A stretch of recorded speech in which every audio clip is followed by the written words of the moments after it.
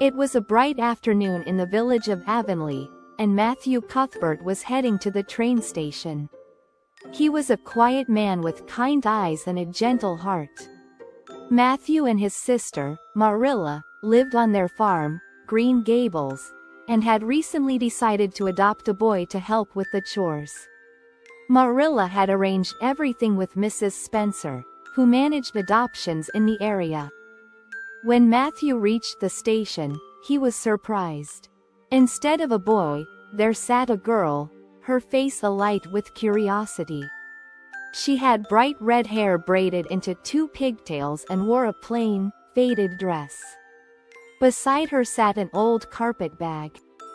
As Matthew approached, the girl stood up and smiled warmly.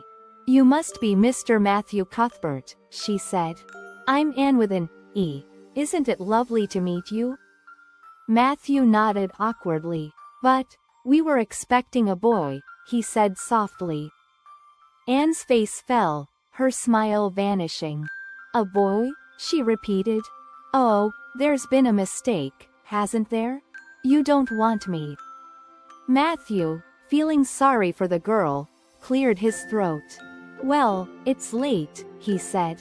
"You'd better come home with me, and we'll figure this out with Marilla." The ride to Green Gables was quiet at first, but Anne couldn't hold back her excitement for long.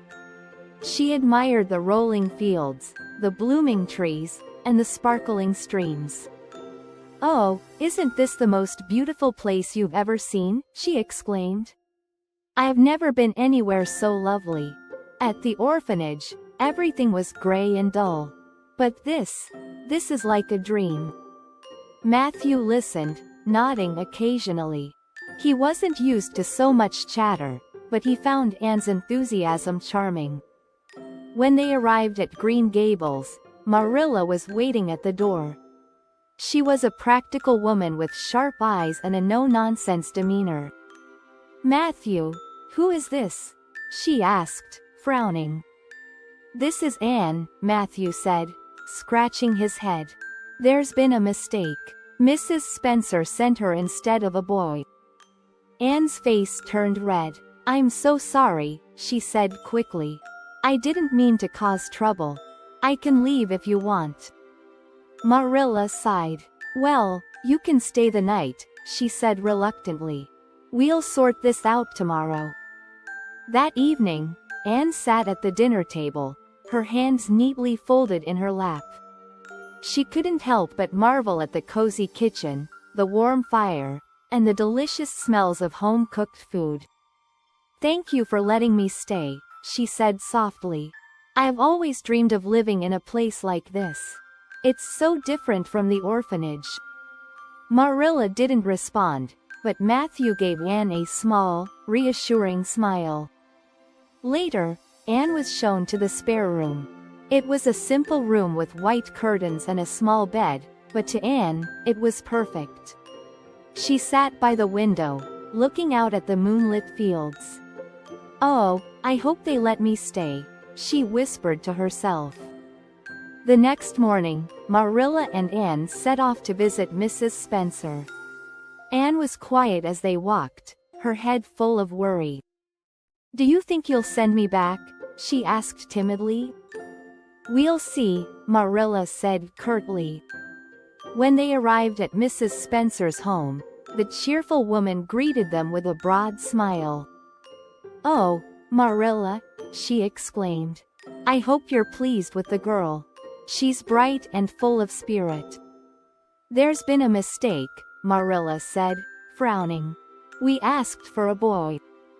Mrs. Spencer looked surprised. "Oh dear, I thought a girl might suit you better. Boys are in high demand, and Anne needed a home." Marilla sighed, her stern expression softening. She couldn't deny that Anne had already made an impression. On the walk back to Green Gables, Anne chattered nervously, trying to distract herself. "I think I'd be very useful if you let me stay," she said. I can help with the housework, and I'll try not to be any trouble." Marilla didn't reply immediately. She was thinking about how quiet the house had been before Anne arrived. It wasn't a bad kind of quiet, but something about Anne's lively personality had stirred the stillness in a way Marilla didn't entirely dislike. Finally, she said, "Well, you can stay, for now. But you'll need to work hard and behave yourself." Anne's face lit up with joy. "Oh, thank you, she cried. "I'll do my very best." As the days passed, Anne settled into life at Green Gables. She helped Marilla in the kitchen, learned how to sew, and even tried her hand at gardening. Though she made mistakes, like using salt instead of sugar in a cake, her enthusiasm never wavered. Anne also started school, where her fiery personality quickly made her stand out. She befriended Diana Barry, a kind girl who lived nearby, and the two became inseparable. But Anne also made an enemy in Gilbert Blythe, a boy who teased her about her red hair. When he called her carrots in front of the class, Anne lost her temper and broke her slate over his head. Marilla scolded her for the incident, but Anne was unrepentant. "He deserved it," she said firmly. Despite her temper, Anne's charm and imagination brought new energy to Green Gables. The house was no longer quiet but filled with laughter, stories, and a sense of life that had been missing for years. One evening, as Anne and Marilla sat by the fire, Anne said, "I think this is the happiest I've ever been. I feel like I belong here." Marilla didn't respond right away, but she looked at Anne with a softened expression. She couldn't deny it. Green Gables felt brighter with Anne in it. Anne had settled into life at Green Gables with her usual enthusiasm and boundless imagination.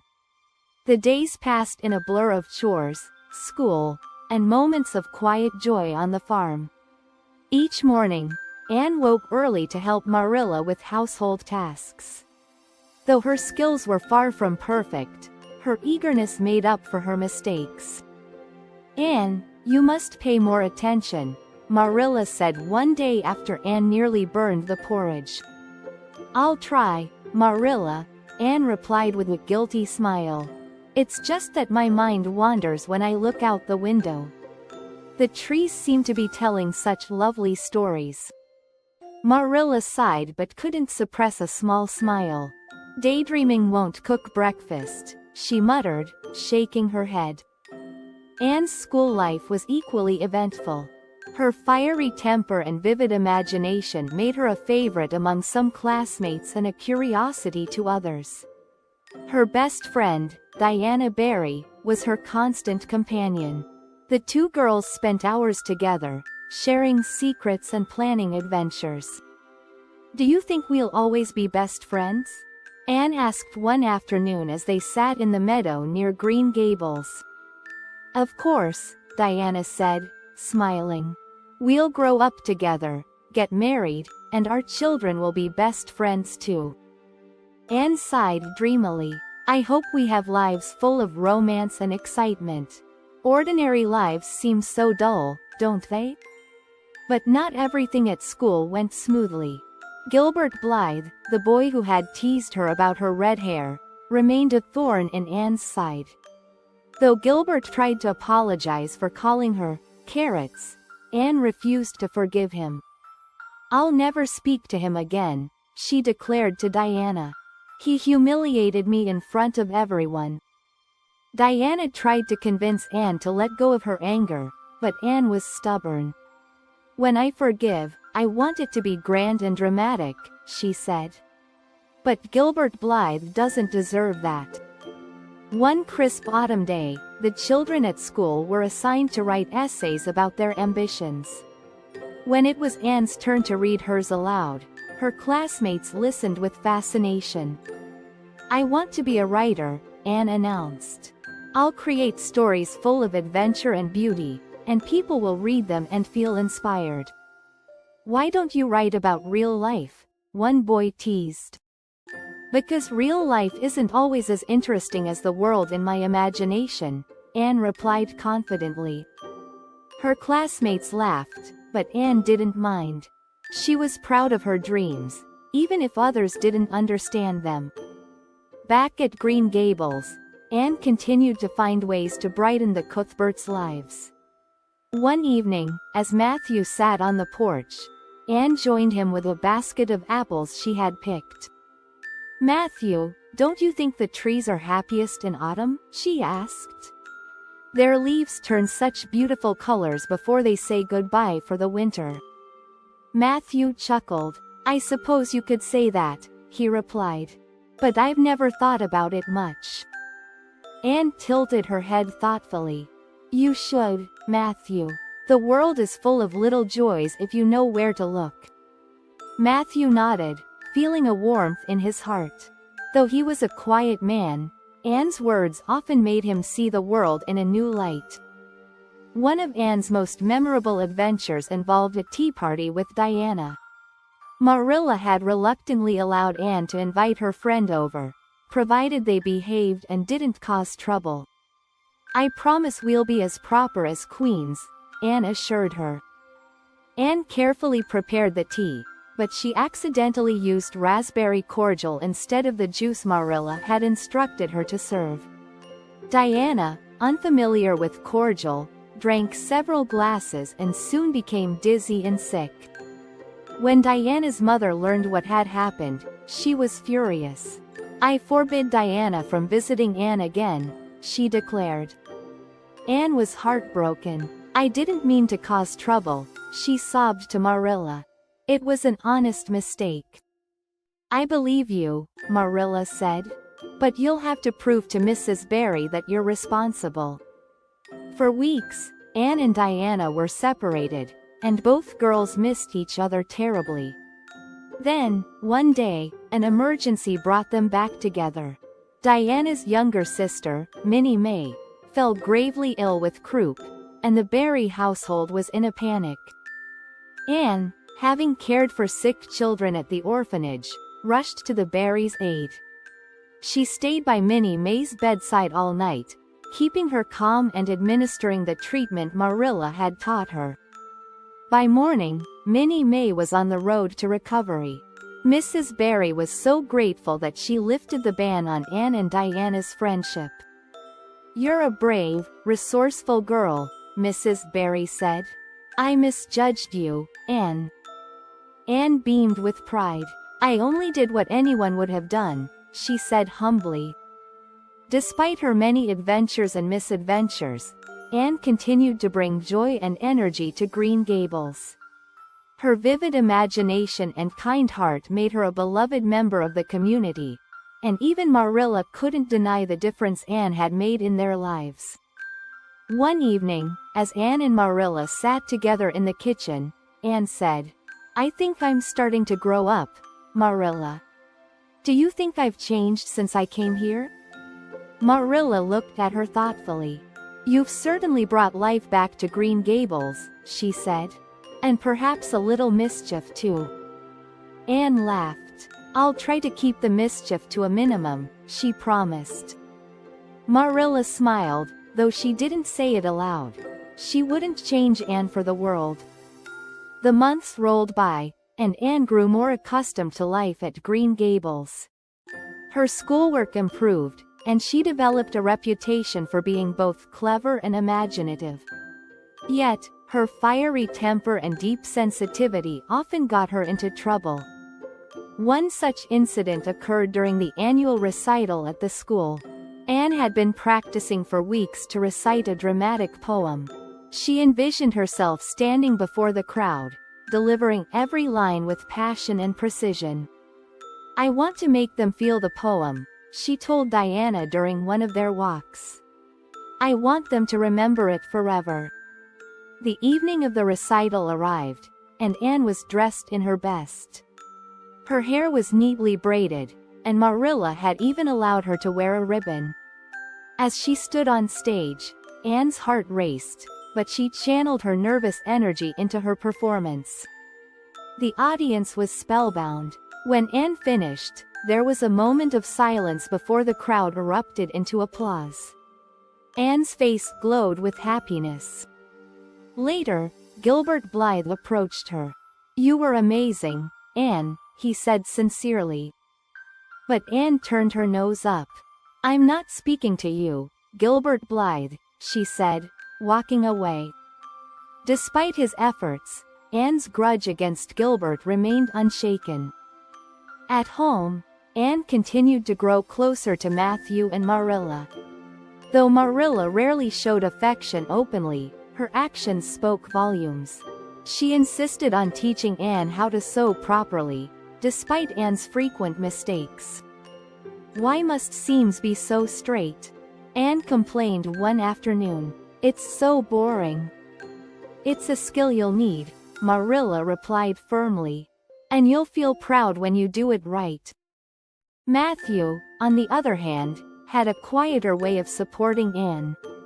He often brought her little surprises, a piece of candy, a ribbon, or a book. "You shouldn't spoil her," Marilla said one day. "She deserves a little kindness," Matthew replied. Marilla said nothing, but she didn't stop him either. One of Anne's greatest dreams was to earn a scholarship to Queen's Academy, a prestigious school where she could train to become a teacher. This goal motivated her to study harder than ever. "I'm going to win that scholarship," Anne declared to Diana.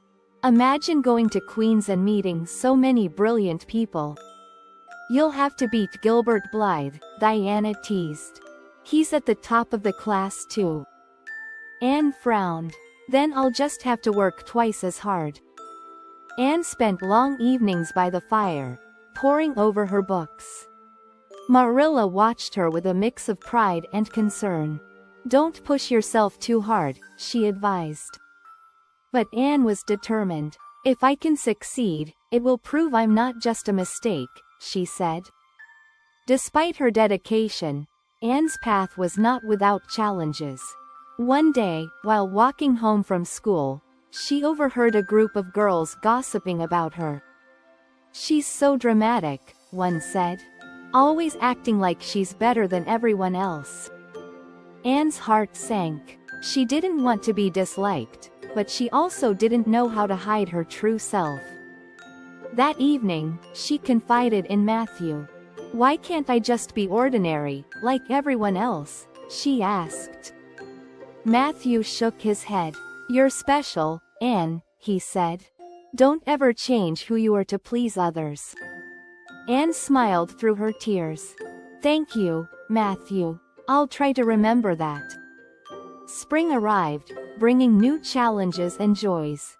The annual picnic was one of the highlights of the season, and Anne was thrilled when Marilla allowed her to attend. "I'll pack you a nice basket," Marilla said. "But don't get into any trouble." Anne promised to behave. At the picnic, she played games, laughed with friends, and enjoyed the delicious food. She even won a prize for her storytelling, a skill that came naturally to her. But as always, there was a touch of drama. When Anne climbed a tree to retrieve a kite, she tore her dress and fell, earning a scolding from Marilla later. "You promised to behave," Marilla said sternly. "I'm sorry," Anne replied. "But it was such a glorious adventure." Marilla sighed. "You'll be the death of me, Anne Shirley." Through all her adventures, Anne's bond with Diana remained unbreakable. The two girls often spent hours by the river, imagining future lives full of romance and excitement. "Do you think we'll ever travel the world?" Anne asked one day. "I hope so," Diana said. "But I'd be happy just staying here if it means we'll always be friends." Anne smiled. "I suppose Green Gables is the most wonderful place in the world." Marilla overheard this conversation and felt a warmth in her heart. Anne had become more than just a lively presence in their home, she was family. As Anne prepared for the final exams that would determine the scholarship winner, the pressure mounted. She spent late nights studying, her mind filled with equations, essays, and grammar rules. "I'll be so relieved when this is over," she told Diana. "You'll do great," Diana said. "You always do." Anne wasn't so sure. She knew Gilbert was just as determined as she was, and the competition was fierce. But as the exams approached, Anne reminded herself of Matthew's words. "Don't change who you are." She resolved to do her best, no matter the outcome. The day of the final exams arrived, and Anne woke up feeling both nervous and excited. She dressed carefully, smoothing the folds of her plain dress, and tied her hair back with the ribbon Matthew had given her. "Remember, Anne," Marilla said, handing her a lunch packed with care. "Do your best. That's all anyone can ask of you." Matthew added, "We're proud of you no matter what." Anne smiled, her heart swelling with gratitude. Green Gables had become her home, and she didn't want to disappoint the people who believed in her. At school, the atmosphere was tense. Every student was determined to excel, and Anne could feel the weight of their hopes and fears. Gilbert Blythe caught her eye and nodded, a silent gesture of respect and encouragement. Though Anne still held a grudge against him, she couldn't deny that he had worked just as hard as she had. The exams lasted several days, and Anne poured all her energy into each subject. She wrote essays, solved math problems, and recited poetry with confidence. By the end of the week, she felt drained but relieved. "Do you think you won the scholarship?" Diana asked as they walked home together. "I hope so," Anne replied. "But even if I don't, I'll know I tried my hardest." Diana smiled. "You're so brave, Anne. I'd be terrified to compete like that." Anne laughed. "Oh, Diana, bravery is just stubbornness in disguise." The results were announced 2 weeks later. Anne sat in the schoolhouse, her hands tightly clasped, as the teacher read the list of winners. "And the recipient of the Avery Scholarship is Anne Shirley." The room erupted into applause, and Anne's cheeks turned bright red. She could hardly believe it. All her hard work had paid off. Afterward, Gilbert approached her. "Congratulations, Anne," he said sincerely. "You deserved it." For a moment, Anne hesitated. Then, she smiled and extended her hand. "Thank you, Gilbert. And I'm sorry for breaking my slate over your head." Gilbert laughed. "I suppose I deserved that." From that day on, Anne and Gilbert became friendly rivals, their mutual respect forming the foundation of a growing friendship. At Green Gables, Anne shared the news with Marilla and Matthew. Marilla nodded approvingly, her face serious but her eyes warm. "I knew you could do it," she said. Matthew beamed with pride. "You're going to make a fine teacher, Anne." The thought of leaving Green Gables for Queen's Academy filled Anne with a mix of excitement and sadness. She loved the farm, the people, and the life she had built, but she knew her dreams lay beyond Avonlea. The summer before her departure was filled with bittersweet moments. Anne spent long afternoons with Diana, exploring the fields and forests they loved so much. "I'll write to you every week," Anne promised. "And I'll visit you whenever I can," Diana said. "But it won't be the same without you here." Anne nodded, her throat tight. "Green Gables will always be my home," she said softly. Marilla, though reserved as always, showed her affection in small ways. She made sure Anne had a proper wardrobe for queens, sewing new dresses and mending old ones. "You'll need to look respectable," she said gruffly. Anne hugged her.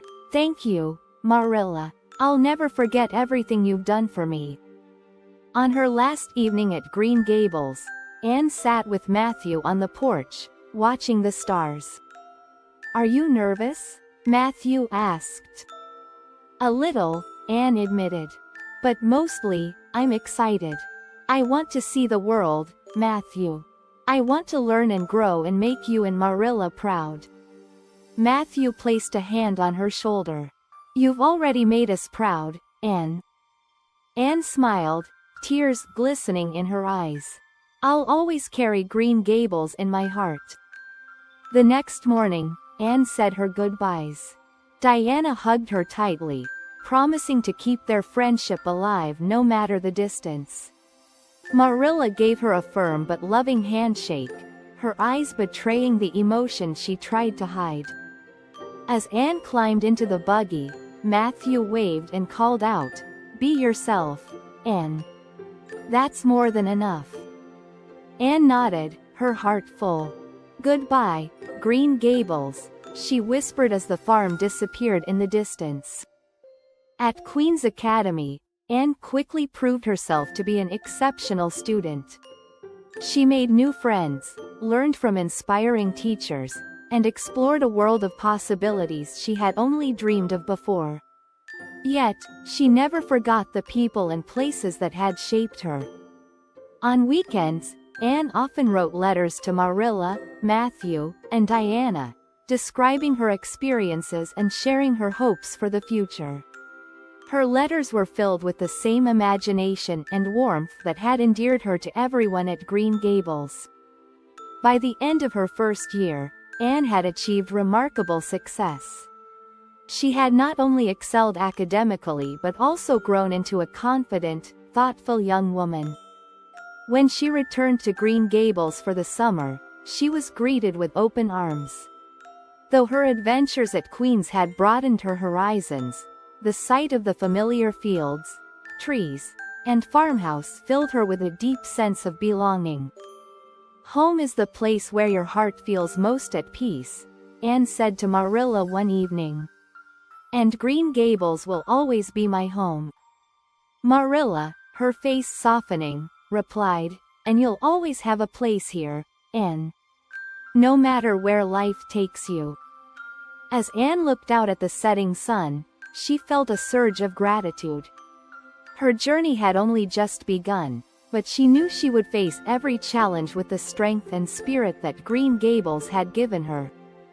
Anne Shirley, the imaginative, fiery-haired girl who had once been unwanted, was now a young woman ready to embrace the world.